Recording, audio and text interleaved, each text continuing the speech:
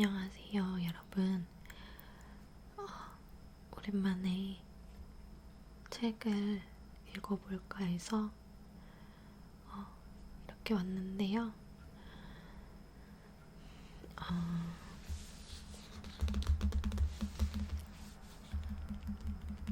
이 책은 제가 작년 생일 때 선물로 받았던 책인데 어,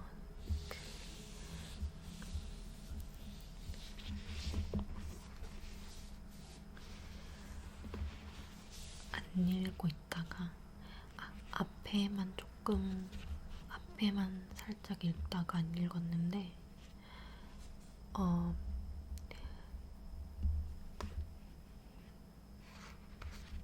제가 평소에 책을 막 잘 읽는 편은 아니거든요. 가끔씩은 또 읽고 싶을 때가 있거든요. 근데 또 혼자 읽으면 심심하니까 여러분들이랑 같이 읽으면 더 재밌을 것 같다는 생각을 해서 같이 읽어보려고요. 일단은 제목은 내가 원하는 것을 나도 모를 때 라는 제목이고 잃어버린 나를 찾는 인생의 문장들, 정승환 지음, 이런 책이에요.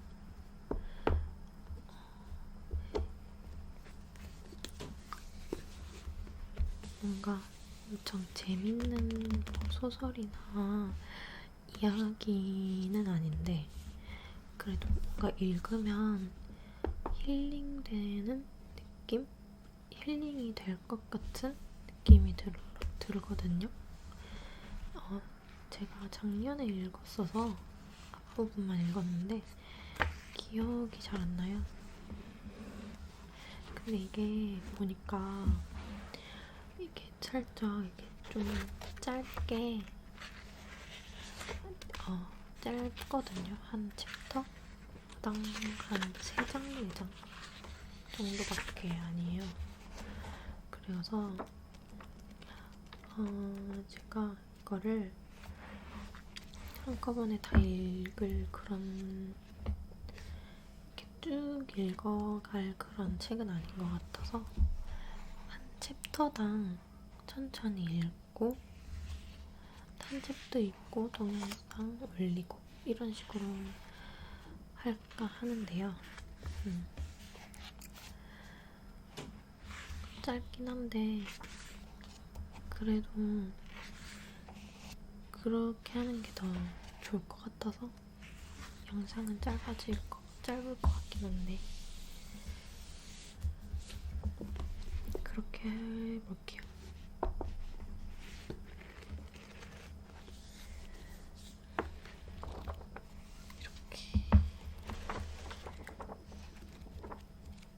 색깔 되게 이쁘잖아요. 책 빛이 지금 조명이 어두워서 잘 안 보이시겠지만 뭔가 분홍분홍해요.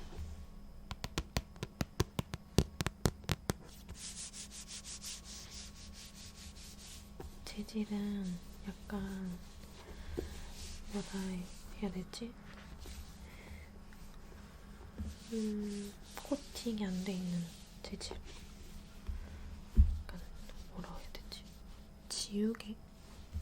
지우개 느낌? 그런 느낌인데 아무튼 그러면 한번 읽어볼까요? 자, 이렇게 넘기면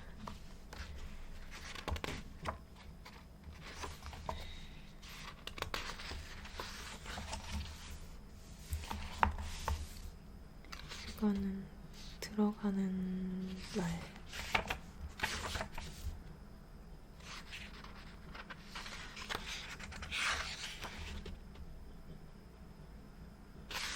이거는 안 읽어도 될 것 같고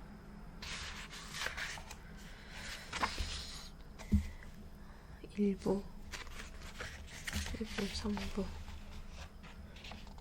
이렇게 돼 있는데 1부에 하나, 둘, 셋, 넷, 다섯, 여섯, 일곱, 여덟, 10개?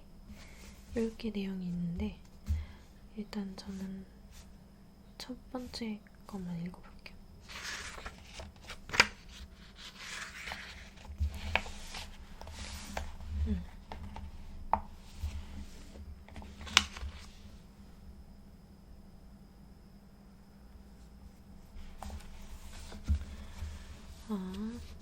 읽어보겠습니다.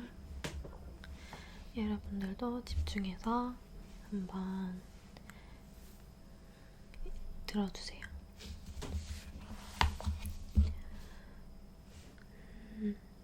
누군가 안부를 물어주는 것 같아서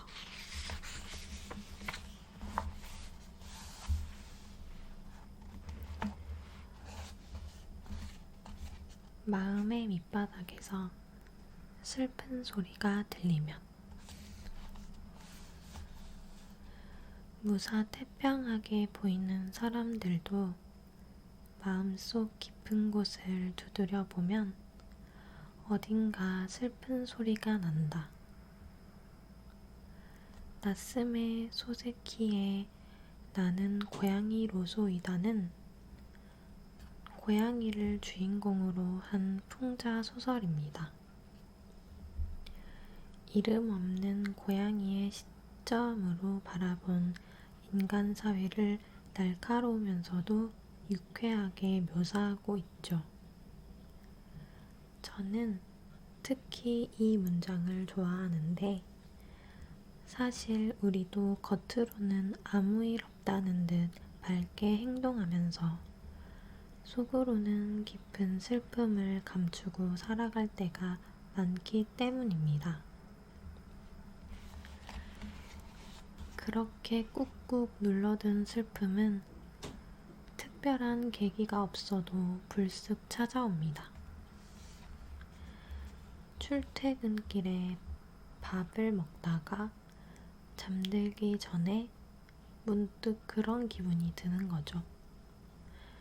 우리의 일상은 원래 희로애락이 수없이 교차하지만 즐겁고 기쁜 날보다 슬프고 위로가 필요한 날이 더 많다면 누구든 지칠 수밖에 없습니다.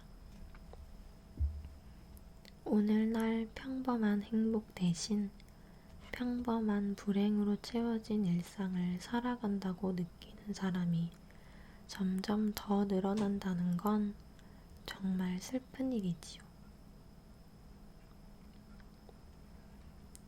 길을 걷다가 무심코 바라본 앙상한 나뭇가지가 내 모습 같고 늦은 밤 아무도 없는 텅 빈 골목길을 걷다가 공허함을 느꼈다면 지금 당신에게는 위로가 필요합니다. 그렇게 불쑥 슬픔이 찾아올 때 제겐 마음을 달래는 방법이 하나 있습니다. 바로 더 외로워지는 겁니다. 의자에 앉아 책을 펼치고 오로지 혼자가 되어 마음에 울림을 주는 이야기나 문장을 찾는 거죠.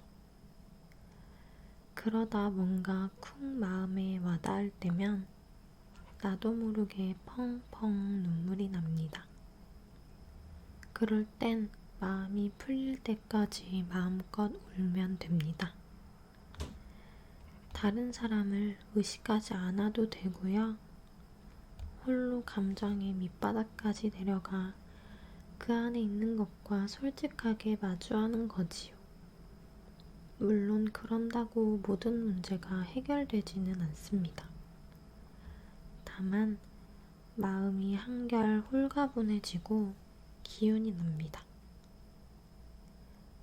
정호승 시인은 그 기분을 바닥에 대하여 라는 시에서 이렇게 표현했습니다. 바닥까지 가본 사람들은 말한다. 결국 바닥은 보이지 않는다고. 바닥은 보이지 않지만 그냥 바닥까지 걸어가는 것이라고. 바닥까지 걸어가야만 다시 돌아올 수 있다고. 바닥을 딛고 굳세게 일어선 사람들은 말한다. 더 이상 바닥에 발이 닿지 않는다고. 발이 닿지 않아도 그냥 바닥을 딛고 일어서는 것이라고.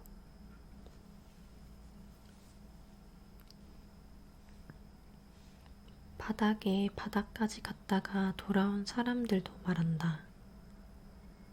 더 이상 바닥은 없다고. 바닥은 없기 때문에 있는 것이라고. 보이지 않기 때문에 보이는 것이라고. 그냥 딛고 일어서는 것이라고. 우리 마음의 바닥, 그 깊숙한 곳에 있는 슬픔까지 찾아와 위로를 건넬 수 있는 사람은 많지 않습니다. 그럴 수 있는 단 한 사람이 있다면 바로 나 자신이죠. 물론 우리에겐 다른 사람의 위로가 간절한 순간도 있습니다. 누군가에게 기대해 슬픔을 덜어낼 시간이 필요한 거죠. 하지만 때로는 그 슬픔을 직면하고 위로할 필요도 있습니다. 그때 책 속 문장이 다가와 손을 건네며 말을 거는 겁니다. 자기 감정과 마음에 온전히 집중해 보라고, 내가 곁에 있어 주겠다고 말이죠. 사실 이런 생각은 책을 좋아하는 제 개인적인 취향이라고만 여기고 있었는데, 신영철 평론가의 슬픔을 공부하는 슬픔을 읽고 그 이유를 보다 명확히 알게 됐습니다.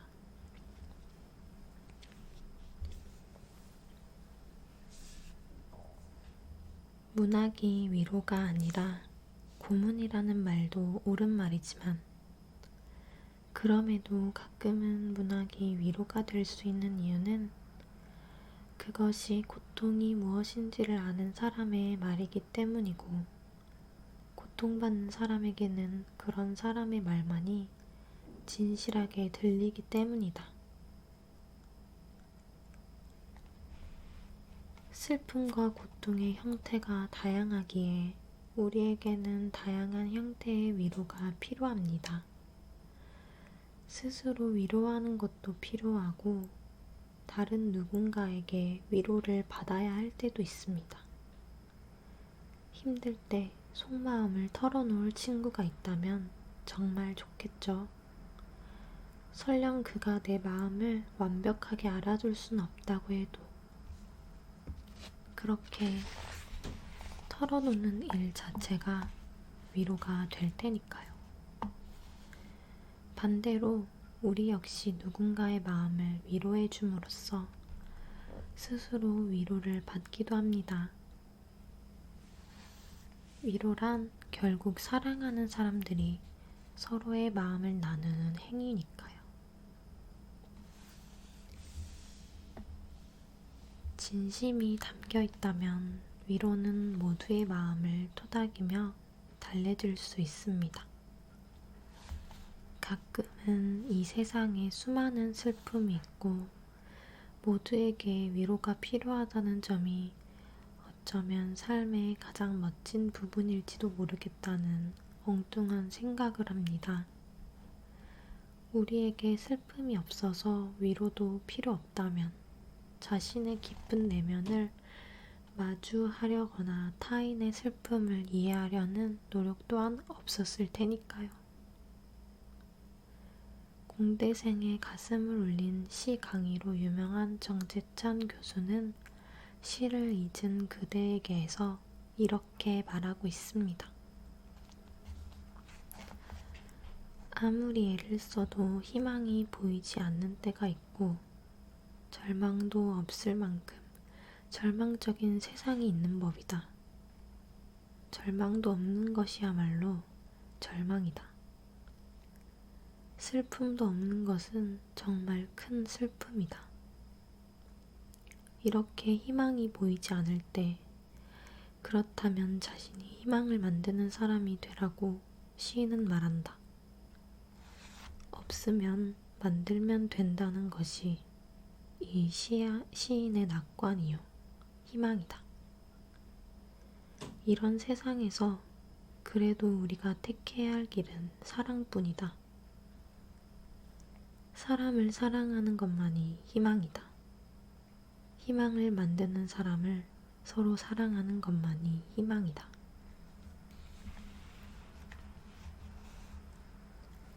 괜찮아, 좋아질 거야. 너무 걱정하지 마. 조금 뻔해 보이는 말들이지만 진심이 담겨 있다면 커다란 위로를 줄 수 있습니다. 이 세상에 완벽한 위로는 없습니다. 하지만 바로 그 점 때문에 우리는 자기 마음과 다른 사람의 마음을 헤아리기 위해 노력합니다. 나만 그런 게 아니구나, 세상 모두에겐 위로가 필요하구나 라는 사실을 깨달으면서 말이죠.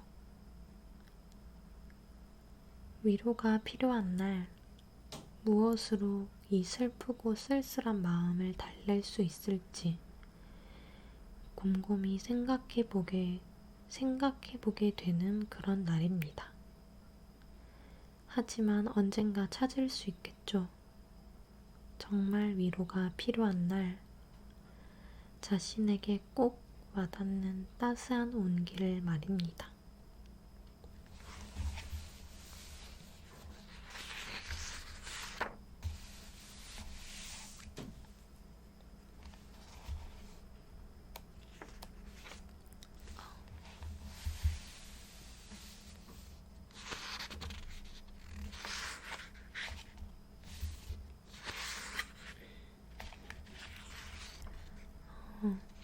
이 챕터는 이렇게 해서 다 읽어봤는데요.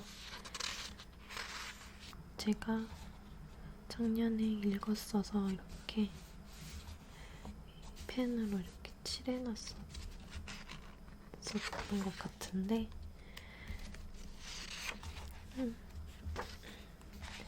칠하는 부분만 한번 다시 읽어볼까요? 왜 칠했었는지 잘 기억은 안 나지만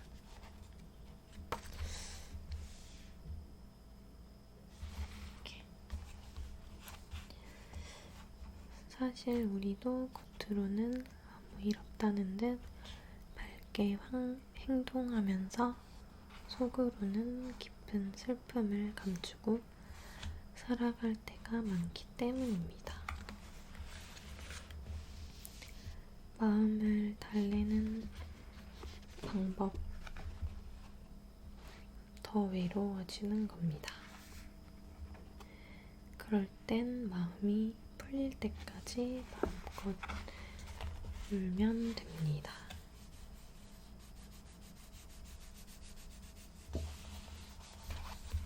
이렇게 칠하면 다음 장에는 칠한 부분이 없어요.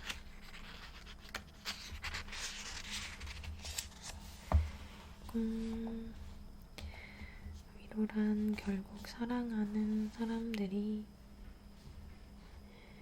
서로의 마음을 나누는 행위.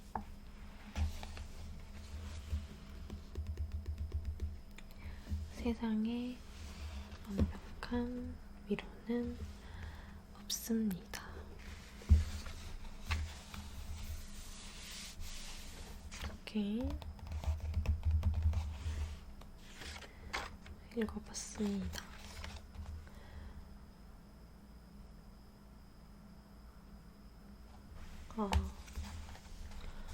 여러분들 어떻게 들으셨나요? 위로가 되셨을까요? 여러분, 오늘 이 영상을 보시면서 위로가 되셨으면 좋겠습니다.